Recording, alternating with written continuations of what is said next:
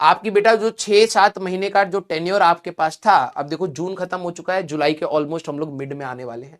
ठीक है, जुलाई जब तक हमारा खत्म होगा, we will be done with centre of mass, और अगस्त के स्टार्टिंग में ही आप ये मानिए हमारा मैकेनिक्स वाला पूरा पार्ट खत्म हो जाएगा।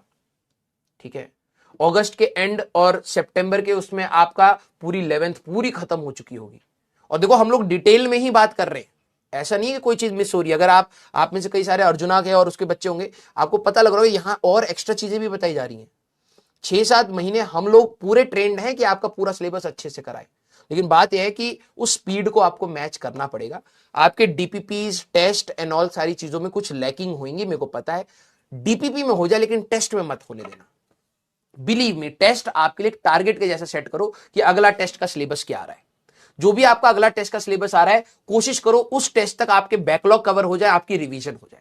जेई मेंस 1 से पहले आप ऑन पॉइंट रहो, सिलेबस जहां पर है वहीं पर रहो। मैं बिलीव मी, जेई मेंस 2 तक आप अपनी सारी डीपीपी लगा लोगे, आप अपने सारे मॉड्यूल के क्वेश्चन लगा लो। अभी टाइम मिसमैनेज हो रहा है ना, कोई दिक्कत नहीं है, इसको लोड मत लो, उसको कहो कि चलो ठीक है अभी जितना कर सकता हूं कर रहा हूं। आप क्लास जरूर करिए, कोशिश करिए कि आप डीपीपी एंड मॉड्यूल भी लगा रहे। नहीं हो पा रहा है सर, टाइम नहीं मैनेज हो रहा है, कोई दिक्कत वाली बात नहीं है, क्लास के क्वेश्चन को दोबारा लगा लीजिए, क्योंकि ये हम लोगों ने, मैंने यहां पर एचसीवी के भी सम है, अगर आप देखेंगे एडवांस के पीवाईक्यूज भी आपको मिलेंगे, इसी में आपके सिंगेज के भी सवाल मिलेंगे, इसी में आपके एरोडोफ के भी सवाल मिलेंगे। आपके मिक्सचर ऑफ द सवाल, जो अच्छे सवाल है वो हम लोग धीरे धीरे बिल्ड करा देते हैं। ठीक है, जेई मेंस 1 के बाद आपका टारगेट क्लियर हो जाएगा कि भाई अब मेरी कोई थ्योरी नहीं बची है, अब मुझे सिर्फ सवाल लगाने हैं। तो अब आप और पीवाईक्यूज लगाएंगे, आपके डीपीपी जो छूटे आपके पास पूरा टाइम रहेगा। मैंने बच्चों को स्ट्रगल करते हुए कहां देखा, मैं अभी बता रहा हूं, और आप में से भी कई सारे ऐसे होंगे। कई सारे बच्चे क्या करेंगे, उनका जेई मेंस 1 से पहले सिलेबस ही कंप्लीट नहीं होगा, उनके 4 चैप्टर फिजिक्स में छूटे हैं, 5 चैप्टर मैथ्स में छूटे हैं, 6 चैप्टर केमिस्ट्री में छूटे हैं। और क्या होता है, जेई मेंस में ये कॉन्फिडेंस लो कर देंगे आपका। ठीक है, अब जैसे मान ले तेरा कोई एक चैप्टर छूट गया, यार उससे आसान सवाल आ गया तो वो तो करना चाहिए था, तो सिलेबस कंप्लीट कर। जेईई मेंस फिजिक्स का टफ नहीं आ रहा है। ठीक है, अब बात क्या होती है, जैसे जेईई मेंस खत्म होता है, बच्चा सोचता है कि यार मैं ना बेस फिर से स्टार्ट से पढ़ूंगा, और फिर जब तक फरवरी खत्म होता है वो अपनी थ्योरी कर रहा है, फिर प्रैक्टिस कब करेगा भाई, प्रैक्टिस कब होगी। तो कोशिश आपको क्या करनी है, लास्ट ईयर यही हुआ था, और मैं अभी भी बता रहा हूं ड्रॉपर के साथ का प्रॉब्लम क्या है, क्योंकि आपका सिलेबस थोड़ा सा स्पीड में चलेगा। मुझे पता है, जब मैं ये बात बोलता हूं कई बच्चे उदास हो जाते हैं और स्ट्रेस में आ जाते हैं, स्पीड में चलेगा, अरे स्पीड में चलेगा तो क्या कहीं मेरे को सारा कंटेंट पढ़ाया जाएगा, क्या मुझे समझ आए, वो डाउट में आते हैं। सब आएगा भाई समझ, सब पढ़ाया जाएगा, लेकिन अब तू अपने लिए स्टेप्स बना ले। जेईई मेंस 1 का टारगेट तेरा क्या होना चाहिए, कंप्लीट सिलेबस कंप्लीशन। जब जिस दिन हमारा सिलेबस खत्म हो उस दिन तेरा भी सिलेबस खत्म हो।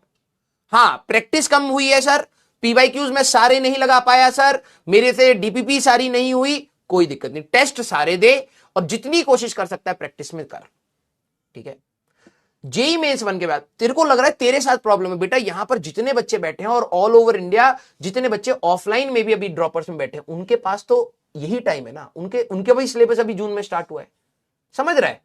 हम लोग फिर भी थोड़ा सा डिटेल में बता देते हैं, ऑफलाइन में तो थोड़ा टाइम का भी कंस्टेंट होता है। मान लो मैंने अभी 11 मिनट क्लास एक्स्ट्रा ले ली, जिनको जाना है जा सकते हैं, लंच कर सकते हैं साथ में। ठीक है, ऑफलाइन में तो भाई दूसरी क्लास होती है, क्लास खाली करनी पड़ती है, तो सबके लिए लिमिटेड टाइम है, हर कोई स्ट्रेस में, आप मैनेज करने की कोशिश करिए। ठीक है, जेईई मेंस 1 के बाद आपको इतना सफिशिएंट टाइम मिलता है कि आप अपने सारे पीवाईक्यू, सारे डीपीपी लगा ले। ठीक है, जेईई मेंस आपसे अगर आप ये कर रहे हो तो आपकी बहुत बड़ी गलती होगी कि जेईई मेंस 1 के बाद आप फिर से थ्योरी पढ़ रहे हो, फिर से आपको लेक्चर की थ्योरी देखनी पड़ रही है। एक आध टॉपिक समझ आता है, लेकिन आप फिर से चैप्टर बाय चैप्टर पढ़ रहे हो, ये ब्लंडर हो जाएगा आपकी तैयारी के लिए।